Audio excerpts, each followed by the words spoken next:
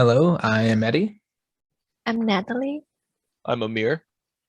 I'm Daniel. I'm Justin. And this is Howlr. Oh, So we have our sign-in fragment with the Howlr logo, and you can go to register.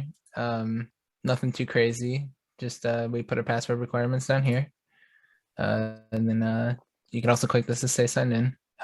So we sign in.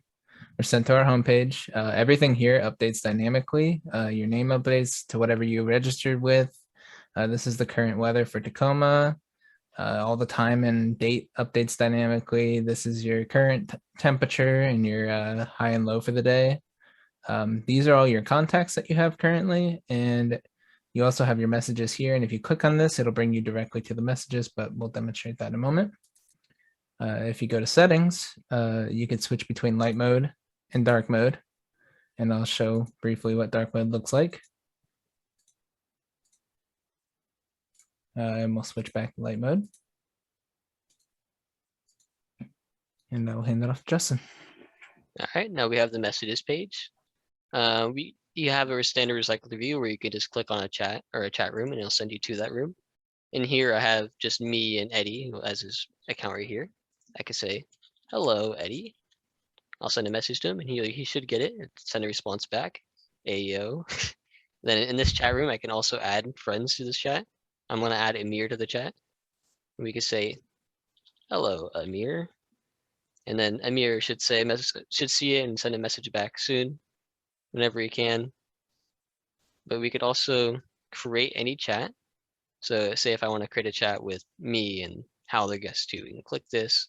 We can create a chat. I can also say, hello, friends. And then they can see that. They can see the chat room. They can say whatever. And Amir just responded back. He said, hey.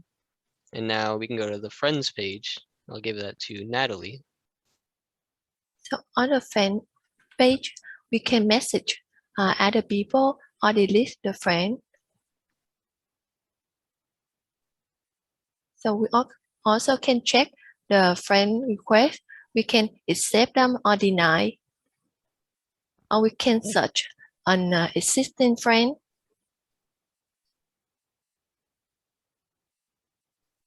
Also, we can add a new friend. So we move on the weather page. so for the weather page, we currently have the weather populating from the current location of the device, which is set to Mountain View, California. You can see it's raining here. Below, we have 24-hour forecast. Every hour, we have a different piece of weather information as a recycler view, and below that, we have another recycler view that shows the forecast for several days ahead in weather.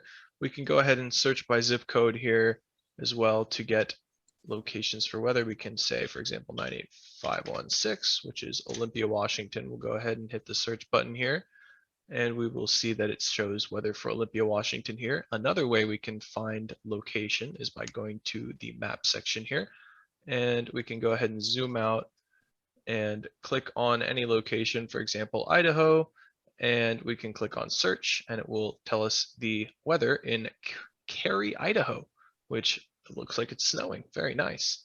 I'm going to go ahead and hand it off to Daniel to talk about the slides. All right, Daniel. So for some implementations that we couldn't end up getting to work was logging out and returning to the login page, because right now our app logs out and exit the app.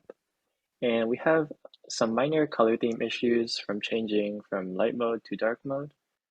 Some challenges we ran into was merging was a complete nightmare for us.